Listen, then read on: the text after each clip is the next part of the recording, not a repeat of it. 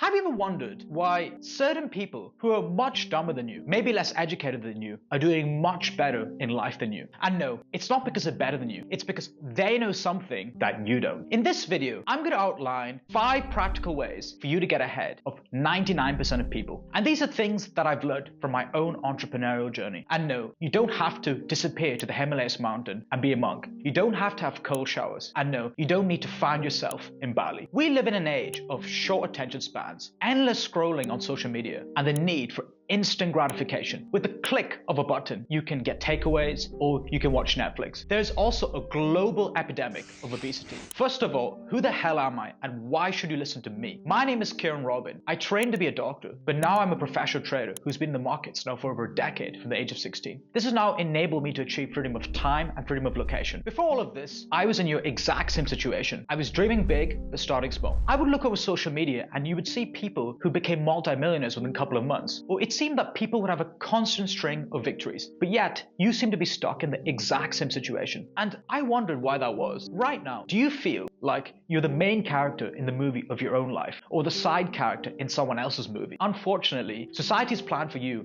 is to be born, work hard, get a degree, get a job, get married, get a mortgage, and then die. Sounds great, right? And it's not your fault, it's by design. It's to keep you trapped and to forget your dreams. The first step to getting ahead of 99% of people is to take calculated risks. And I learned this from an event that happened during my training to be a doctor that just changed everything. I had to work part-time job like a pizza driver, a healthcare assistant, and I experienced long hours and lots of sleep deprivation. And honestly, I just wanted to press the snooze button sometimes. On top of that, I saw many doctors working long hours and neglecting their health. Balancing my entrepreneurial pursuits with medicine was time consuming. I had to attend ward rounds, I had to study a lot, but at the same time navigate the financial markets as a trader. At this point, I felt that I was not living to my fullest potential. I wanted to be able to achieve freedom of time and freedom of location. Another problem was that I knew nobody was coming to save me, and that if I listened to everyone else's advice, I'd be stuck in a life similar to theirs. And it was just a normal day like any other day, and I was in the hospital and I saw a group of elderly patients between the 70s to 80s chatting after finishing dinner. And I asked one of the gentlemen, what are some of the biggest regrets that you've had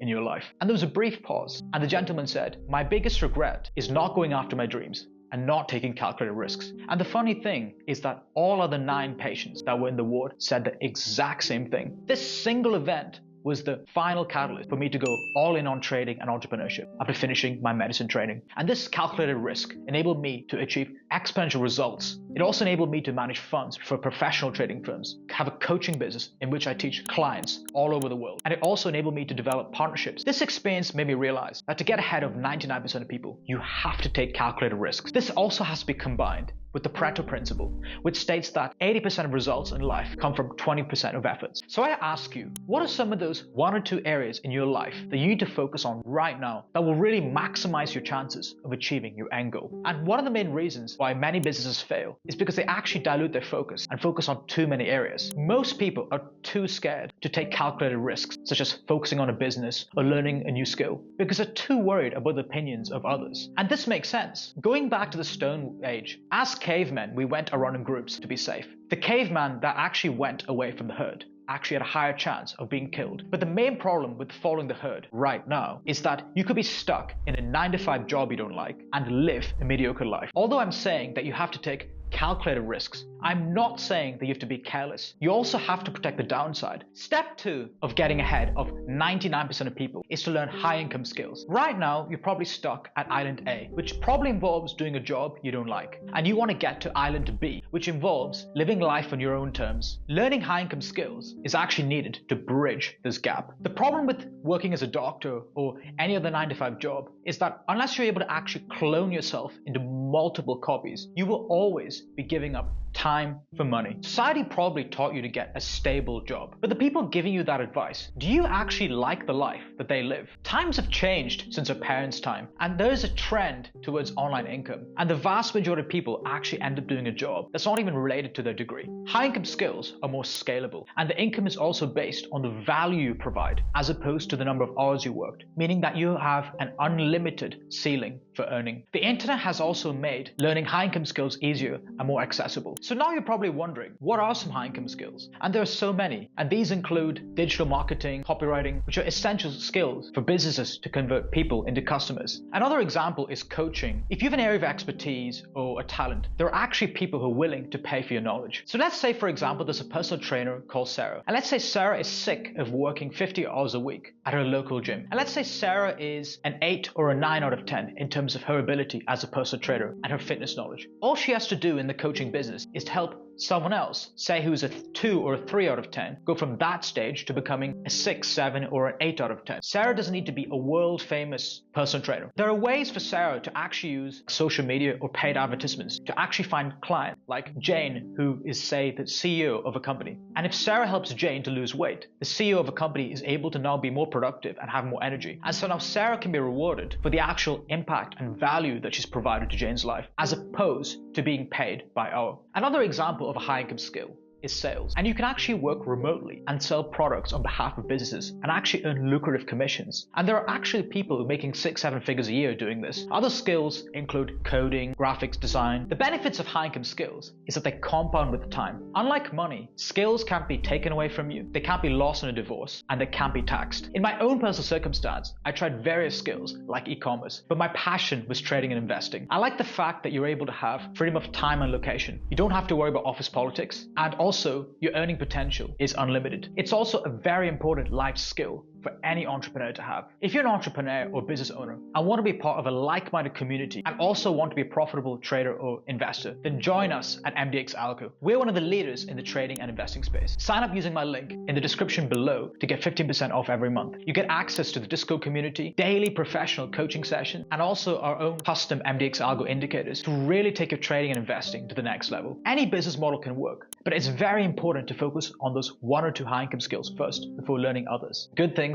take time, as with anything else. For example, imagine if there's a pregnant woman that said, "Listen, doctor, I don't want to wait 9 months to have my baby. I want to have my baby right now." Naturally, the doctor would say, "Listen, if you have the baby right now, you could have so many complications." But fortunately, to learn some of the high income skills discussed, it won't take as long as 9 months. This leads me on to the third step, and that is to separate skill acquisition from self-development. There seems to be a new way of social media influencers saying that to be successful, you have to have cold showers, wake up at 5 a.m., do journaling, go in monk mode. But then I observed that not all successful people did specific self-development tips or productivity hacks or specific morning routines. And so I started to wonder whether these specific things were 100% essential. And so I started to look at some of the most successful people in history, like Walt Disney, who's the pioneer of animated cartoons, and also Michael Jordan, who's one of the most famous professional basketball players of all time. And I also went back to 334 BC, to Alexander the Great, King of Macedon, who's considered one of the greatest military strategists of all time, and who actually conquered the Persian Empire. And it seems that with all these successful people in history, they had an idea that was slightly contrarian and different to the masses, and they still took action despite this. And not all of them actually followed specific morning routines or specific productivity hacks.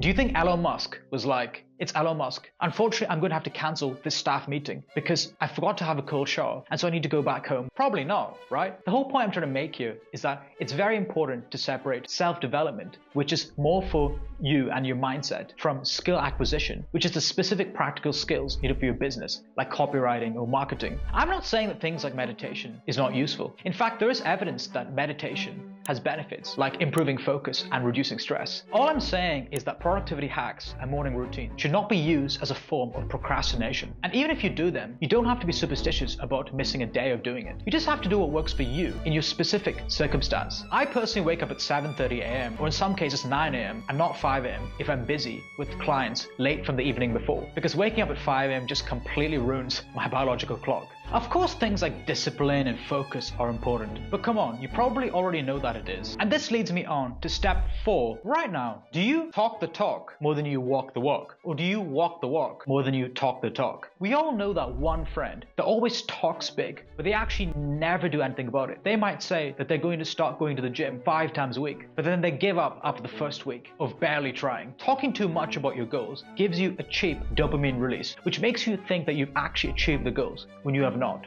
It's actually better to skip the instant gratification and put all your efforts on actually walking the walk. And when you do this, you feel this inner tension between your current situation and your desired goals. And it actually forces you to take more action. When the pain of where you are right now is greater than the pain of making changes, the discipline becomes much easier. Initially, I thought that certain people were destined for success, but not me. But then I realized it's about breaking your 6-month goals into a 3-month goal, 1-month goal, weekly goals, and then daily goals. You want to see yourself as a character in a video game, and you're starting off at level 1, but as you upgrade, you unlock new tools. One of my favorite books is Atomic Habits, and it talks about how you don't get what you want in life, you fall to the level of your systems. From my own journey, what I learned is that discipline wins in the short term, but the environment gets the last laugh. So say for example, someone is trying to lose weight, but then that person puts a cookie jar right in the middle of the kitchen. Regardless of that person's discipline, that person is going to have a pretty hard time to lose weight. Systems in this case might be perhaps hiding the cookie jar, meal prep in the weekends, and this in turn means that the person will probably avoid buying takeaways during the week. And so it's all about manipulating the environment to actually make your goals much easier to achieve. And even if you do fail, the main thing is to pick yourself up and move forward. A success is just a failure that tried one last time. The final step to getting ahead of 99% of people is to remove toxic people from your life. So imagine a bottle of water. It might be worth $1 in the supermarket. In a restaurant, it might be worth $2. Now the exact same bottle of water might be worth $3 in a plane. Changing the environment of the bottle of water has changed the perceived value of it, despite being the exact same bottle of water. If you currently feel undervalued, changing your environment or location might actually make a huge difference. And this is something I've learned from my own experience as well. Sometimes when you have ambitious goals, people can feel threatened as your progress shines a light on their insecurities. And if you want to please everyone, then go and sell ice cream. Actually, even still, not everyone's going to like your ice cream. And if you can't change your environment, then at least listen to podcasts, other online figures that inspire you, join online forums, and you could try networking events in your industry as well. Ultimately, to get ahead of 99% of people, you have to do the things the vast majority of people are not prepared to do, which includes the 5 steps outlined in this video. A question that I get asked all the time is, but will these steps work for me? I'm in my 20s, 40s, 50s, and the answer is yes. It's never too late. I've seen people of all walks of life apply these principles. If you enjoyed this video, then do like and subscribe to see more videos like this. And I'm curious, what things are you doing right now to achieve your goals? Leave a comment in the comment section below.